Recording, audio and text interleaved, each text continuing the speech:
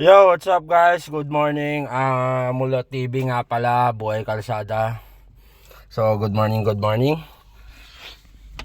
Sa ngayon guys, ang ituturo ko sa inyo, paano nyo malalaman at kung kailan kayo kailangan magpalitan ng brake pad. Tuturo ko sa iyo ha. Dito 'yon.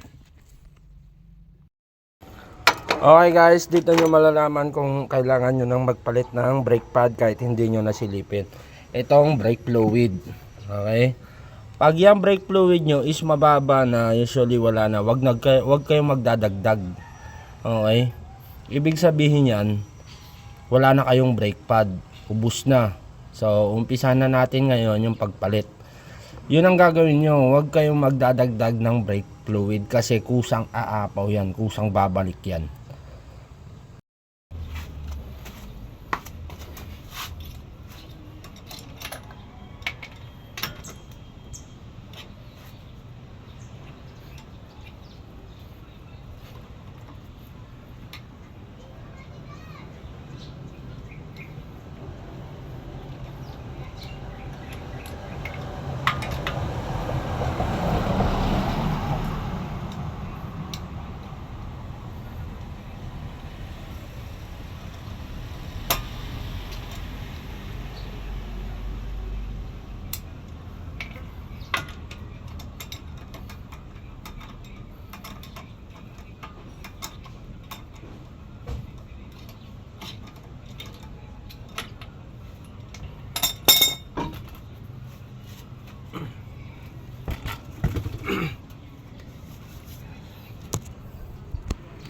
Okay guys, as you can see, maliit na siya. Sabi ko sa inyo, doon nyo i-check yan kung kailangan nyo na magpalit ng brake pad. Then, ang una nyong tatanggalin guys. Okay guys, susunod yung gagawin is maghahanap kayo ng 40 na ratchi. Yan. So, pwede rin ito. Close o open, pwede yan. Pero much better, ang mapapayo ko is gumamit kayo ng ratchet. Okay? Ang applicable na pagtanggal ng nito is sa baba, wag sa taas. Okay, wag kayong magtatanggal sa taas. Then bago nyo gawin yon, need nyo iabante yung brake drum doon. Gagamit kayo ng special tools, pero wag nyo papatama ito sa brake drum, ha? Okay, so ito gagamitin natin. Okay, yan. Ang kuha naman nito is pataas. Okay? Pataas to. Okay? Kinig kayong mabuti. Huwag kayong tanga. Okay. Taas. Gagamit kayo ng special tool. Tuhod.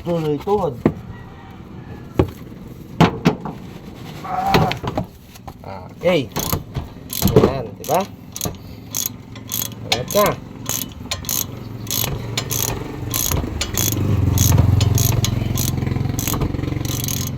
Okay guys, dahan-dahan sa pagkuha kasi napuputol ito. Kasi kaya hindi binabraso yung ganito ha. Mamaya brasuhin nyo. Ito ay acknowledge lamang sa mga beginner kasi hindi tinuturo sa kung ano ito, school driving. Okay? Makukuha nyo ito sa mga ibang tao sa YouTube. Yan. Kukuha yan dyan. Acknowledge na lang yung ginagawa ko na ito. Ito ay bahaging kaalaman na lamang. Dapat magpapabayad ako pero okay lang. At least like, follow, share na lang. Subscribe na lang ang hihingin ko sa inyo. Okay.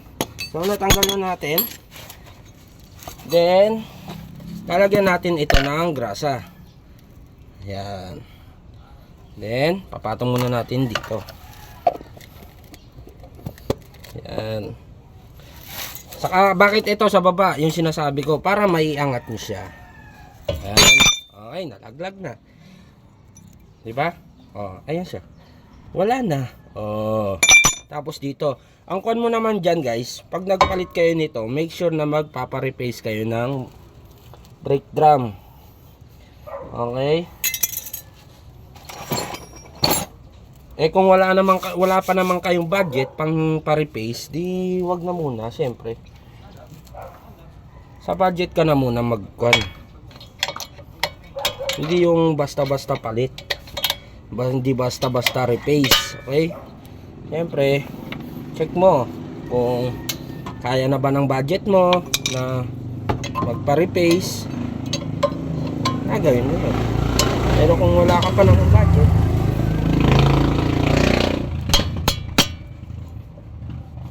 lumikit guys. Bententa. Oo nga pala no. Meron siyang kwan. Meron siyang lock guys. Okay. Wait. Where's my... Hindi kasi nakikita eh. Ayan, okay na yan.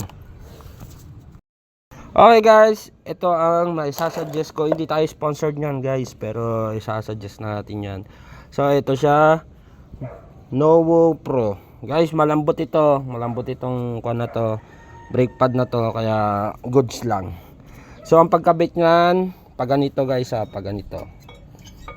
Okay, ganyan ang kabit nyan. Okay, angat mo to. Ganyan lang, push mo lang yan siya. Kasi kusa naman yung maglalak yan doon sa loob.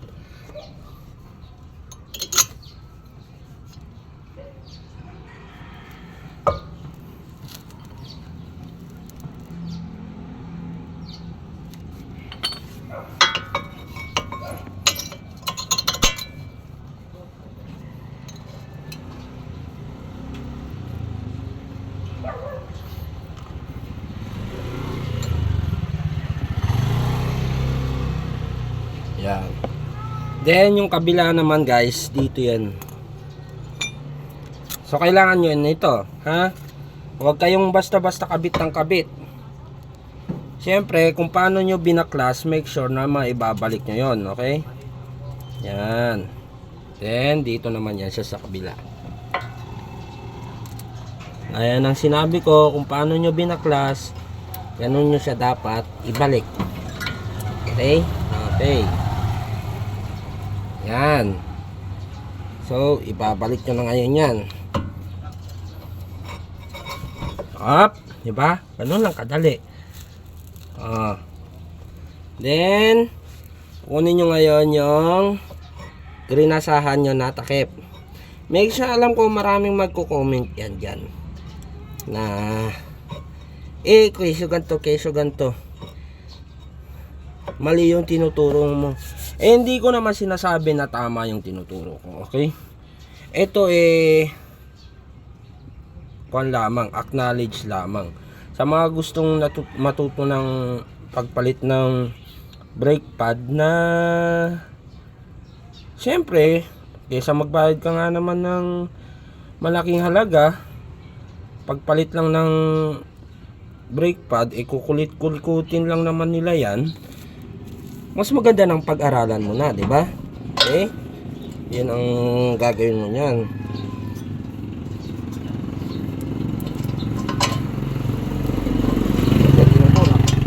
May hangin. Okay.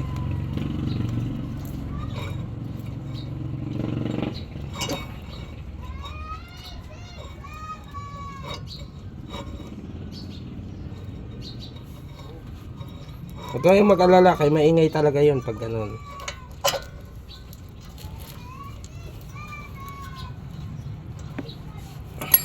Ha? Ang pagbalik, ganun. Likewise naman.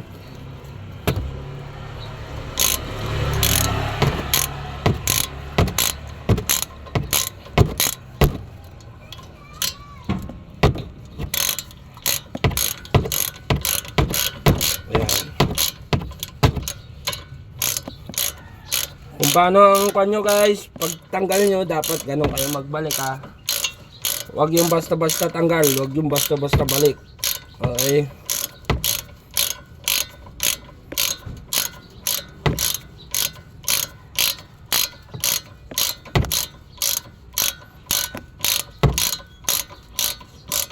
Yan.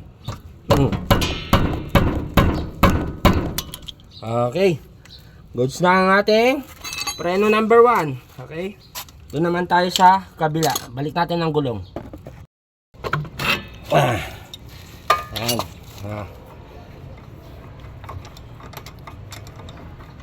Sa pagbabalik ng gulong guys, hindi niyo pwedeng higpitin kaagad yung isang tornilyo. Siyempre, kailangan nyo ilapat mo muna lahat. Pag nalapat yung tornilyo nya, saka nyo higpitan one by one.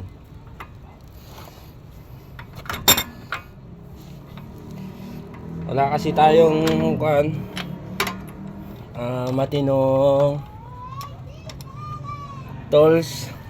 Ratchet talagang ginagamit ko para much better.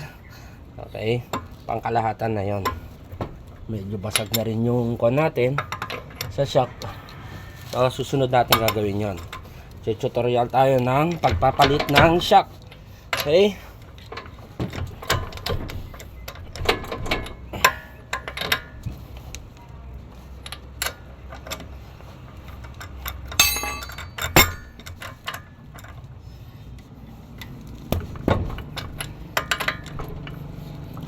Okay.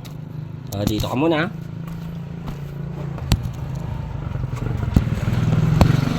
Ayan.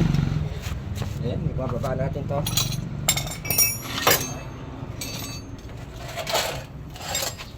Ayan.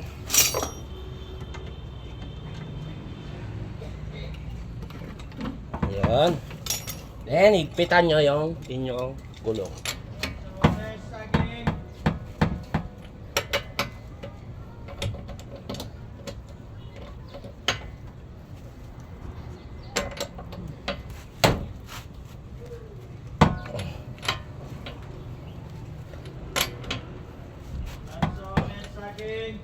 Okay guys, yung kabila hindi ko na i-video kasi na-demo ko naman na.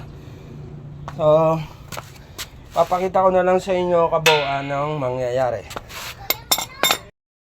Okay guys, ito yung ating napagpalitan na brake pad guys, tignan nyo.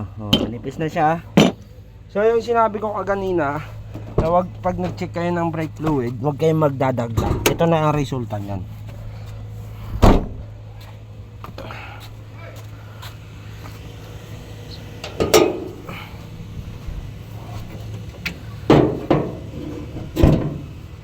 Okay. Ayan na. Umangat na siya. So, yun lang guys. Salamat. Sana nagustuhan nyo yung video na to. Don't forget, follow and subscribe. Same lang naman sa pangalan. Share nyo na rin yung video. Okay? Maglilinis pa ako ng aking makina. Okay guys. Tapos na tayo. So, follow up video tayo guys. Make sure na pag nagpalit kayo ng brake pad, kailangan nyong magpa-replace ng rotor disc, ha? Huwag nyong kakalimutan yon. Okay guys, pagkatapos yung magpalit ng brake pad, syempre bubombahin nyo muna yon. Bombahin nyo muna siya para makuha nyo yung tamang tigas. Yung inatras nyo noon, babalik ka agad yon, okay? Ngayon, tapos na tayo palit ng brake pad, i-chain, i-road test na natin guys kung okay yung kan.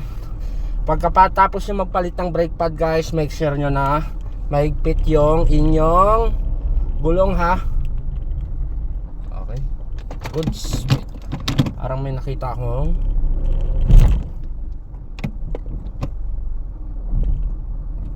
balikan na lang natin.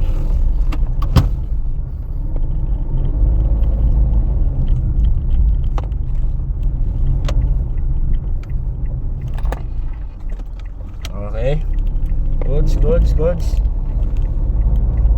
Sabi ko sa inyo yung kuha na yon, ano ba to, yung brake pad na yon, malambot yon guys, hindi siya maingay,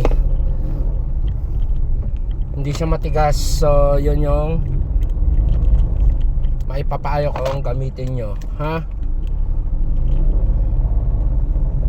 na brake pad. Okay guys, once again, ang ganda ng takbo natin, maganda rin yung preno, walang ingay, ganun lang magpalit. Sana nagkaroon kayo ng idea sa pagpapalit ng brake pad. Next ang papalitan natin yung pang ilalim naman. Idea kung paano nyo malalaman kung kailangan nyo na magpalit ng pang ilalim. So yun lang, once again, Mulot TV nga pala, Buhay Kalsada. Sana may natutunan kayo. God bless.